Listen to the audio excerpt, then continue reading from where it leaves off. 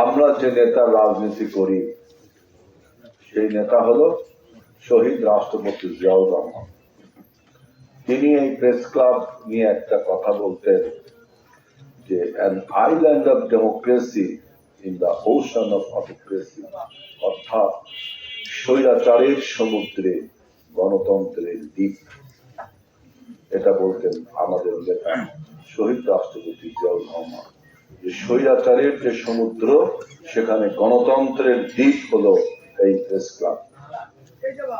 তা আমি আশা করব, প্রত্যাশা করব আমাদের এই প্রেস ক্লাবের সাংবাদিক ভাইরা, যাদেরকে বাবু বলল সমাজের আয়না, আয়নায় যেমন নিজের চেহারা দেখা যায়, সাংবাদিকদের লেখনীর মাধ্যমে আমরা সমাজের চেহারাটা দেখতে পারি, সমাজে কি কোথায় হচ্ছে। আবার এর মধ্যে মতলববাজিও থাকে, তাই না?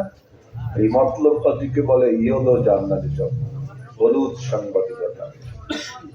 সাংবাদিকতার এই হলুদ সাংবাদিকতা, সাদা সাংবাদিকতা, সাংবাদিকতা এরকম বহু কিছু আছে। সুতরাং এর সবকিছুকে কিন্তু মেনে নিতে হবে। পরমত সহিষ্ণুতা, বাক স্বাধীনতার কথা যে আমরা বলি, সেটা হলো যে এই সবকিছু মেনে নিতে হবে।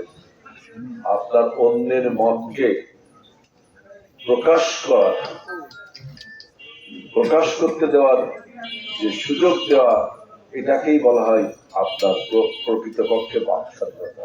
আমি যে জিনিসটা চিন্তা করি সেটা যদি আমি বলতে না পারি, তাহলে আমার বাক স্বাধীনতা, মত স্বাধীনতা কিছুই থাকতো না।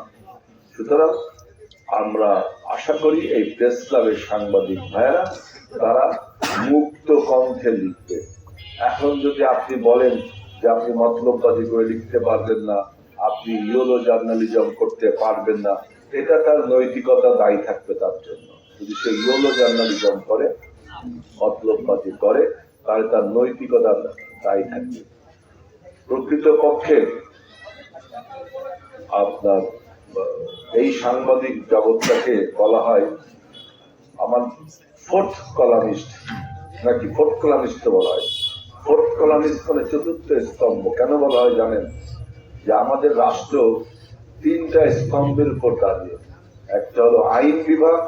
আইন বিভাগ মানে আমরা যারা পার্লামেন্টে যাই, এই পার্লামেন্টকে বলা হয় আইন বিভাগ। এই পার্লামেন্ট আইন প্রণয়ন করে, দেশে কিভাবে চলবে সেটা হলো পার্লামেন্ট করে। আরেকটি হলো বিচার বিভাগ, অর্থাৎ আমাদের এইখানে যারা আইন অমান্য করবে তাদেরকে কিভাবে বিচার করা হবে সেটাকে বলা হয় বিচার বিভাগ।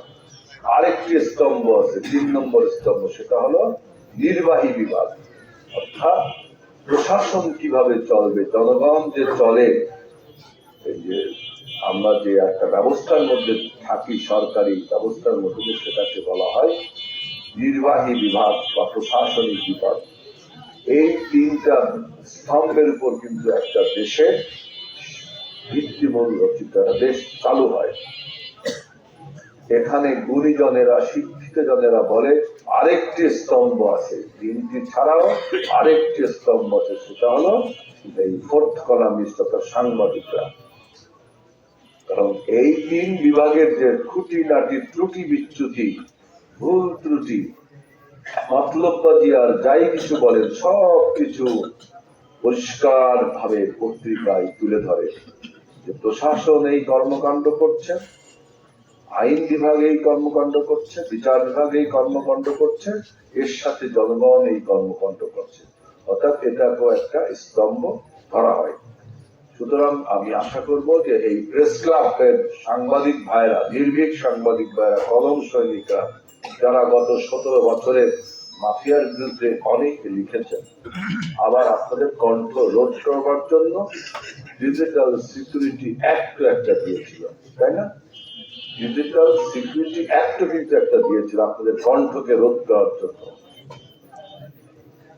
এখন একটা প্রশ্ন, এই ডিজিটাল সিকিউরিটি অ্যাক্ট কিন্তু এখন আর নেই, তাই না? এখন দেখেন বর্তমান যে ডক্টর ইউনূস সরকার, তিনি বারবার বলেন যে সংস্কার করতে হবে, তার সমস্ত উপদেষ্টারা বলে সংস্কার করতে হবে, পরিবর্তন, সংস্কার মানে পরিবর্তন করা, পরিবর্তন করতে হবে, পরিবর্তন করতে হবে। আমরা বারবার বলি যে আজকে যে জিনিসটা আমি পরিবর্তন করলাম, দেখা যাচ্ছে আগামী 10 দিন পরে ওই পরিবর্তনের উপযোগিতা নেই, অথবা ওই পরিবর্তনটা আবারও পরিবর্তন করার কাজটা হতে পারে না। এটাই হয়। এই যে ডিজিটাল সিকিউরিটি অ্যাক্টটা আমরা তুলে দিলাম, এখন মুক্ত কণ্ঠে সবাই লিখছে, তাই না? এখন যারা বিপ্লবে পরাজিত শক্তি, মাফিয়া শক্তি, পলায়নকারী শক্তি, যারা পার্শ্ববর্তী দেশ ভারতে যায় পলায়ন করেছে, তারা ওখান থেকে বসে বিভিন্ন ভিডিও বার্তা ছাড়ছে না। আবার এই আমি দেখলাম ফেসবুক, সোশ্যাল মিডিয়া, এই মিডিয়া কিন্তু এই পরাজিত শক্তি, মাফিয়া শক্তির পক্ষে অনেকে কথা বলছে যে দ্রব্যমূল্যের যে ঊর্ধ্বগতি, এটা একটা ইম্পর্টেন্ট ইস্যু। যে মানুষ যদি আপনার পেটের ক্ষুধার আগুন জাহান্নামের আগুন থেকেও কিন্তু ভয়াবহ। এই বক্তব্যটা আমার না, এটা একজন ঔপন্যাসিকের কথা, আল্লাহ মাফ করুক আমার বক্তব্য যদি ভুল হয়। ঔপন্যাসিক আবু ইউসুফ আব্দুল ইসাক সূর্য দীঘল বাড়ি উপন্যাস যারা পড়েছেন এবং এই সূর্য দীঘল বাড়ি সিনেমা যারা দেখেছেন তারা দেখবেন সেখানে জরিনা মনে হয় নায়িকা, সে বলছে যে পেটের আগুন জাহান্নামের আগুন থেকেও ভয়াবহ, আমি প্রয়োজনে জাহান্নামে ঝাঁপ দেবো, কিন্তু আমার পেটের ক্ষুধা নিষ্কৃত করতে হবে। সুতরাং এই দ্রব্যমূল্যের ঊর্ধ্বগতি, এই ঊর্ধ্বগতি আপনি সামলাতে পারছেন না। সেই সমস্ত কথা, ডেঙ্গু মশার যে উপদ্রবে মানুষ মারা যাচ্ছে, তাই না? আরো অনেক কথা বলা যায়, যেহেতু এই সরকার আমাদের সরকার, এই সরকার জনগণের সরকার, শুধু আমাদের একা সরকার না। সুতরাং আমরা দুই এক জেলা বুঝিয়ে দিচ্ছি, এইগুলো সোশ্যাল মিডিয়ায় লিখছে, আবার অতিরঞ্জিত করছে, যা হয়নি তাও লিখছে। যেমন এই মাফিয়া বলেছিল যে দেশে যদি তার সরকারের পতন হয় তাহলে 5 লক্ষ লোক মারা যাবে, কিন্তু দেখা গেল কোনো লোকই মারা যায়নি, অন্তত তার দলে।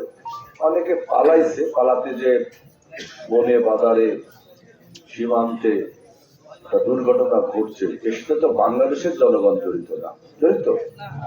আপনারা সীমান্তে পালিয়ে যেতে যে দুর্ঘটনায় আল্লাহ মাফ করুক আপনাদের, কিন্তু বিএনপি বা সাধারণ জনগণ আপনাদের উপর আক্রমণ করেনি। অর্থাৎ মাফিয়া একটা ভুল বয়ান দিয়ে ক্ষমতায় থাকতে চেয়েছে। এখন আবার এই সমস্ত কথা সোশ্যাল মিডিয়ায় লিখছে যে অমুক জায়গায় হিন্দু ভাইদের উপরে আক্রমণ করা হচ্ছে।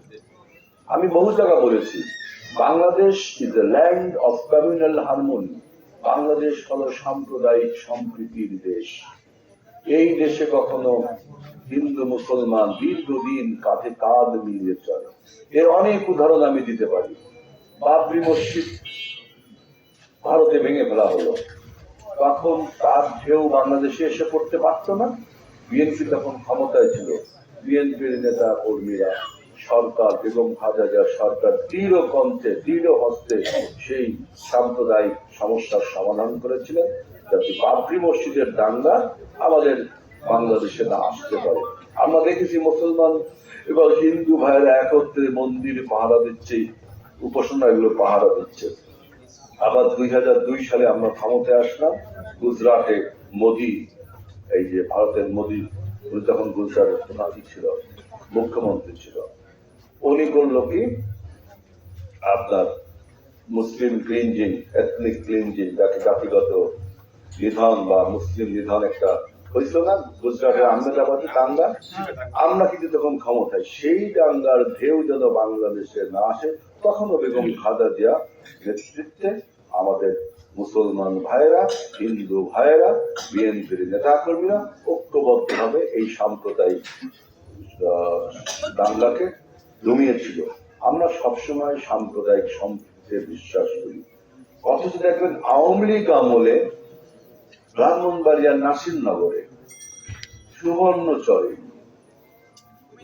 কুড়িগ্রামে নওগাঁর সাঁওতাল পল্লীতে, এরকম অনেক নাম মনে পড়ছে না এখন, এই সব জায়গা দেখবেন যে সাম্প্রদায়িক সন্ত্রাস দাঙ্গা হয়েছে, গ্রেপ্তার হয়েছে। সে হয় আওয়ামী লীগ করে, নাই যুবলীগ করে, নাই ছাত্রলীগ করে, তারপরে তার আর বিচার হয় না। আপনার আপনার কক্সবাজার রামুতে, বান্দরবন রামুতে একটা বৌদ্ধ মন্দির, সেখানেও আওয়ামী লীগের এক নেতা জড়িত। বরিশালে দেখলাম আওয়ামী লীগের তখন কি একটা মন্ত্রী ছিল, তখন সে জড়িত, কোনো বিচার হলো না। এইবার আবার সরকার, এইবার এই পরাজিত মাফিয়া দেখবেন বিভিন্ন জায়গায় আপনার এই সাম্প্রদায়িক ইস্যু ধরে সাম্প্রদায়িক কাজ খেলছে। যে বাংলাদেশের ভারত সরকার, দিল্লির সরকার, আমি তো বলছি ভারতের জনগণের সাথে আমাদের সম্পর্ক রয়েছে, তাই না? আমাদের সবাই জনগণের সাথে আমাদের মৈত্রী বন্ধন রয়েছে, কিন্তু দিল্লির যে সরকার, এই সরকারের বিরুদ্ধে আমাদের বক্তব্য। তারা আমাদের দেশে বিভিন্ন ভাবে উস্কানি দিয়ে আমাদের সাম্প্রদায়িক সম্পর্ক নষ্ট করতে চায়, অথচ তাদের দেশে সাম্প্রদায়িক সমস্যা রয়েছে, সে আঙ্গুল তুলে আমাদের দেশে সাম্প্রদায়িক। এই জন্যই বললাম যে এই যে দেখেন সোশ্যাল মিডিয়ায় এই সমস্ত কথা বলে বলে বলে বলে বাংলাদেশে কিন্তু একটা সাম্প্রদায়িক সমস্যার দিকে ধাবিত হচ্ছে বিভিন্ন ভাবে এই ষড়যন্ত্রকারীরা, যারা পলায়ন করেছে, যারা পরাজিত, ওরা কিন্তু আর আসতে পারবে না। ওই পলায়নকারী শক্তি যত ষড়যন্ত্র করুক, জীবনে আর বাংলাদেশের রাজনীতি করতে পারে না। লক্ষণ সেন পালায় কি তারা আবার রাজনীতি করতে পেরেছিল? এই দ্বিতীয় লক্ষণ সেন পালালো, তিনি আর রাজনীতি করতে বাংলাদেশে অন্তত পারবে না। কিন্তু অন্য কোন ফ্যাসিবাদ, অন্য কোন ফর্মে দানব তৈরি যদি না হয়, এজন্য আমরা সতর্ক থাকি। কিন্তু পার্শ্ববর্তী দেশ থেকে বিভিন্ন ভাবে আমাদের উস্কানি দিয়ে সাম্প্রদায়িক দাঙ্গা বানানো, সাম্প্রদায়িক সন্ত্রাস করার চেষ্টা করছে।